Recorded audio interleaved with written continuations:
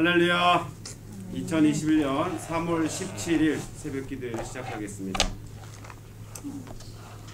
찬송가 274장 찬양하시겠습니다. 274장입니다.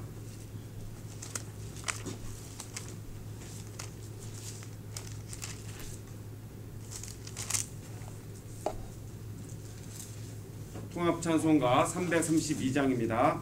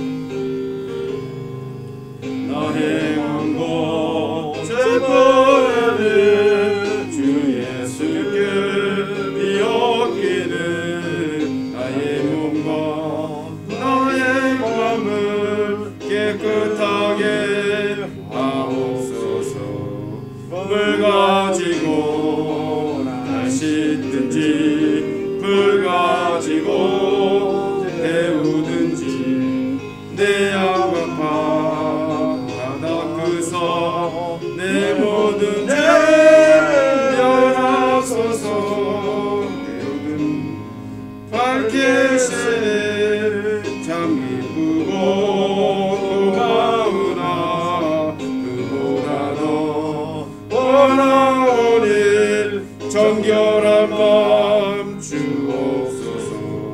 물 가지고 날 씻든지 불 가지고 태우든지 내 양과 다 닦으사 내 모든 죄 열어소서.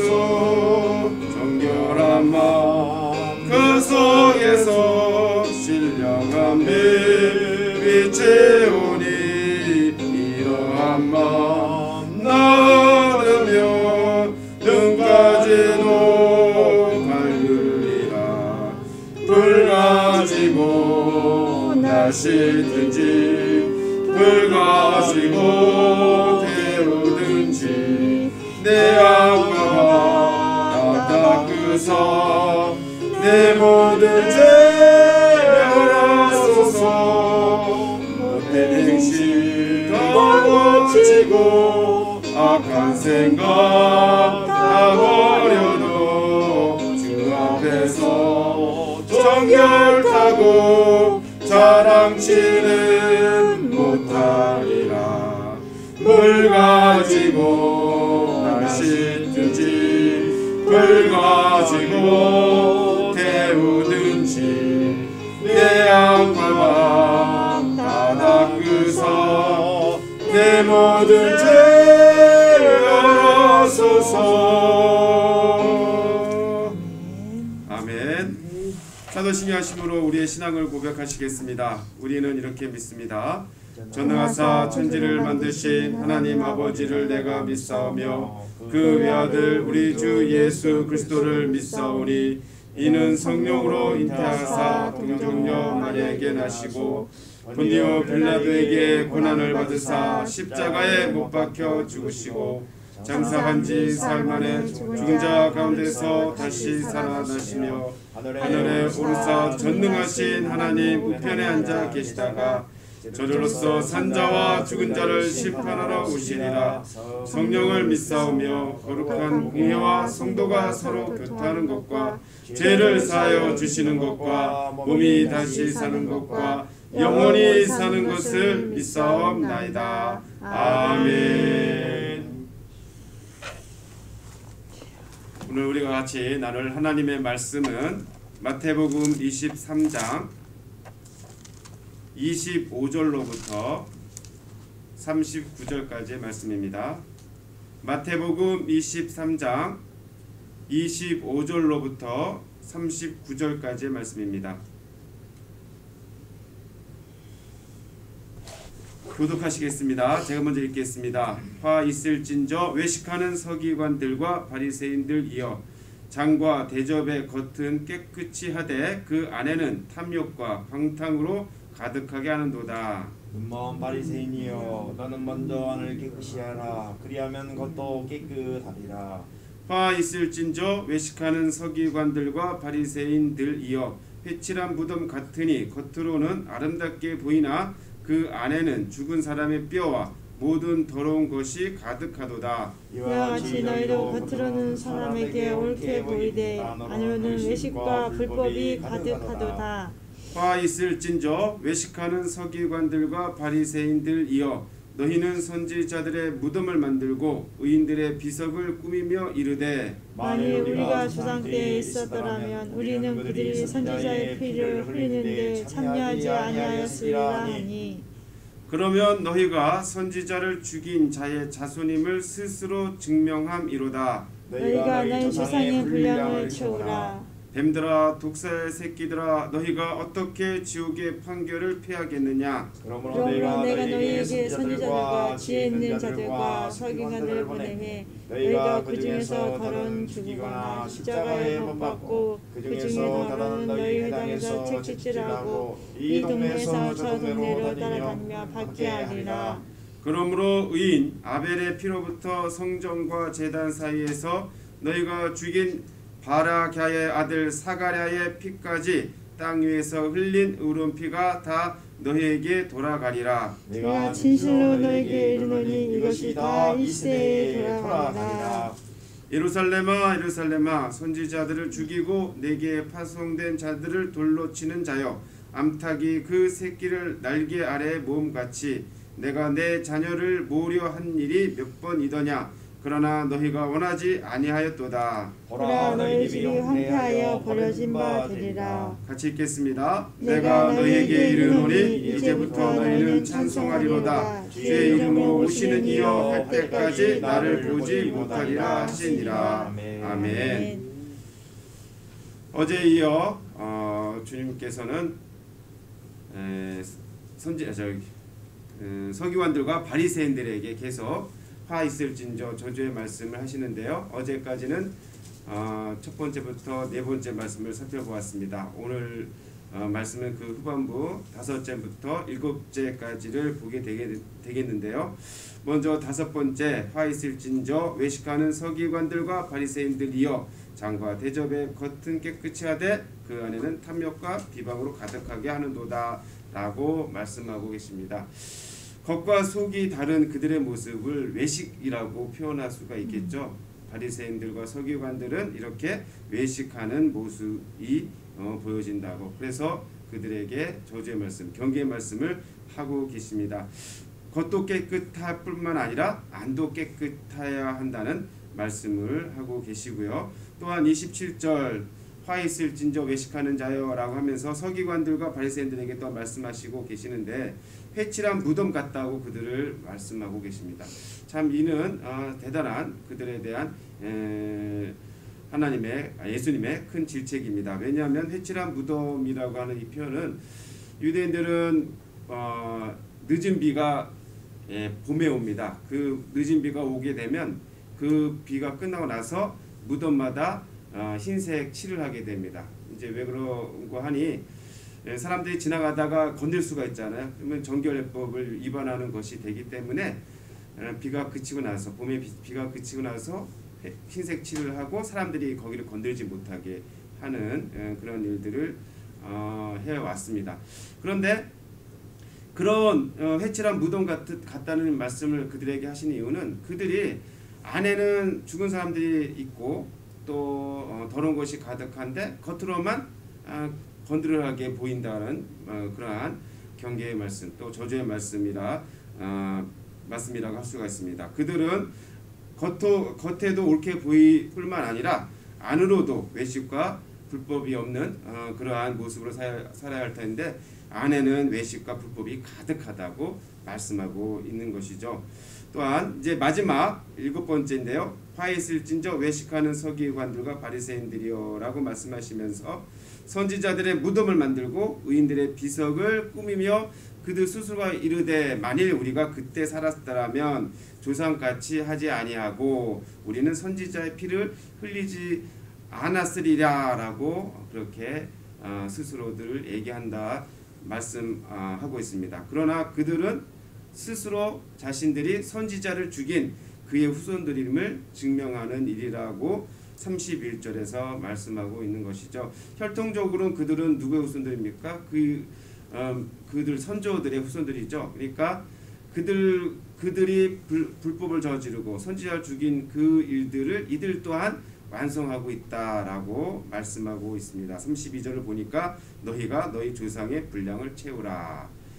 악행을 행하는 그들 조상과 다를 바 없다라고 말씀하고 있는데요. 그들은 선지자들의 무덤을 만들고 의인들의 비석을 꾸미지만 실상은 그들은 역시 불법을 행한 그들의 선조들과 다를 바 없다는 말씀으로 계속 이어지고 있습니다. 특별히 33절을 보면 뱀들아 독사의 새끼들아 너희가 어떻게 지옥의 판결을 피하겠느냐. 이러한 것으로는 지옥의 판결을 피할 수 없다라고 말씀하고 있습니다. 무덤에 비석을 세우고 또 좋게 보이게 하더라도 안이 바뀌지 아니하면 겉과 속이 같지 아니하면 주님의 심판을 면할 수 없다라는 말씀을 하고 계십니다. 34절을 보면 특별히 좀 예언적인 말씀이 나오는데요. 그러므로 내가 너에게 선지자들과 지혜 있는 자들과 서기관들을 보내매 너희가 그 중에서 더러는 죽이거나 십자가에 못 박고 그 중에서 더러는 너희 회당에서 책찍질하고 이 동네에서 저 동네로 따라다니며 박해하리라. 이제 앞으로 장차 있을 기독교인들의 박해에 대한 예언을 말씀하고 있습니다. 특별히 베드로 그리고 스데반 집사님 또 그 다음에 야고보 같은 그런 주님의 제자들은 핍박을 받다가 죽임을 당하잖아요. 그와 같은 일, 사도 요한 같은 경우는 늙은 나이에까지 또 핍박을 받은 일들, 이런 일들에 대한 예언의 말씀을 34절에서 하고 계십니다. 36절을 보니까 의인 아벨의 피로부터 바라가의 아들 사가랴의 피까지 그들이 땅에 흘린 피가 가득하다라고 또한 말씀하고 계십니다. 그들이 정경으로 인정하는 구약성경 모세오경과 그 다음에 그밖에 이제 히브리 성경에 언급되어져 있는 그 분들 중에 마지막에 이르는 그 선지자의 피에 관한 언급이 바로 바락의 아들 사가랴인데요. 이 아벨의 피로부터 사가랴에 이르기까지 그들이 계속해서 선지자들을 핍박하고 그들을 죽임을 당하게 했다라는 그러한 고소를 지금 예수님은 하고 계십니다. 36절에 보면 바락의 아들 사가랴가 나오는데요. 역대하 24장 20절을 보면 이 사가랴는 누구의 아들로 되어 있냐면 여호야다의 아들로 되어 있습니다.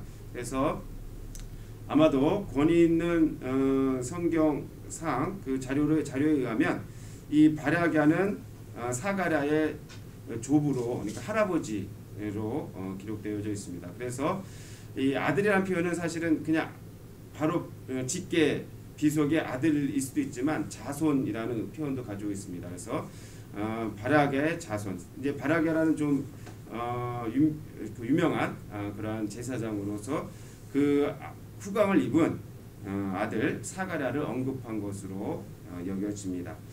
37절 보니 예루살렘아 예루살렘아라고 하시면서 지금 예루살렘 성에 대한 주님의 개탄, 예수님의 개탄을 말씀하고 있습니다. 그들이 이제 예수님도 곧이어 십자가로 죽임을 당하게 할 뿐만 아니라 이제 많은 악한 일들을 행할 터인데 주님께서는 이렇게 말씀하시죠. 암탉이 그 새끼를 날개 아래 모음같이 내가 내 자녀를 모으려 한 일이 몇 번이더냐 라고 말씀하십니다. 주님께서는 예루살렘을 몇 번 방문하셨어요. 그리고 그들에게 회개를 선포하시고 천국복음을 전하시잖아요. 그런 일들에 대한 이야기로 여겨집니다. 그렇게 그들을 모으려 했지만 그들은 오히려 예수님을 십자가에 못 박게 됩니다. 38절을 보니까 보라 너희 집이 황폐하여 버려진 바 되리라. 이제 주님이 성전에 나오시게 돼요. 근데 이 성전을 하나님의 집이라 하지 않고 뭐라 말씀하고 있죠? 너희 집. 이제는 하나님의 집이 아니에요. 너희 집이 된다. 이 성전이 이제 하나님의 거하시는 집이 아닌 그들의 집으로 그렇게 언급하고 계십니다. 39절 주의 이름으로 오시는 이와 할 때까지 나를 보지 못하리라. 이제 예루살렘과 그 성전의 사람들은 십자가에 예수님 못 받고 주님이 다시 오실 때까지, 예수님이 재림하실 때까지 보지 못할 것을 말씀하고 계십니다. 사랑하는 성도 여러분, 오늘 수요일 예배 때 나누겠지만 이제 주님은 성전에서 나오시게 돼요. 이 바리새인들과 서기관들에게 화 있을진저 경계 말씀을 하시고 나서, 그리고 다시 오실 때까지는 보지 못하리라 하는 말씀 이후에 성전을 나오시게 되고, 곧 이어 이틀 후면 십자가에서 돌아가시게 됩니다. 우리가 사순절 기간 주님의 가신 그 길을 마태복음을 통해서 보고 있습니다. 한 걸음 한 걸음 주님의 가신 길을 따라가는 이 시간이 참으로 주님의 은혜를 느끼는, 주님의 사랑을 경험하는 시간이 되시기를 예수님의 이름으로 축원합니다. 그러하여 주님께서 우리에게 권면의 말씀, 도전의 말씀을 바리새인들과 서기관들에게 하신 말씀은 결국 우리들에게도 하시는 경계의 말씀이라고 생각하시고, 우리가 주님의 말씀에 온전한 믿음의 의를 세워나가시기를 또한 예수님의 이름으로 축원합니다. 참 좋으신 하나님 아버지, 예수님이 가신 그 길 따라가는 이 길이 참으로 한편으로는 마음이 무겁지만, 또한 주님께서 우리에게 도전을 주시고 또 우리에게 바른 믿음 살게 해주시는 이 말씀을 통해 우리가 바른 길, 또 주님이 가신 그 길을 따라갈 수 있게 하여 주시옵소서. 이제 저희들에게 얼마 남지 않은 참으로 고난중앙과 또한 부활절 주간 주님의 은혜를 생각하며 깊이 묵상하고 주님의 그 사랑을 우리 또한 실천하는 그러한 시간이 되게 하여 줍시고, 하나님 말씀이 우리의 마음밭에 온전히 뿌려져서 의의 열매 맺게 하여 주시옵소서. 감사드리며 우리를 권하신 예수님의 이름으로 기도드리옵나이다. 아멘. 276장 찬양하시겠습니다. 276장입니다.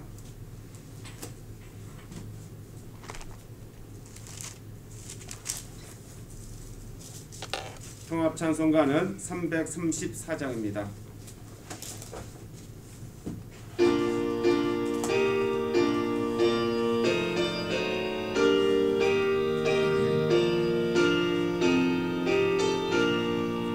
아버지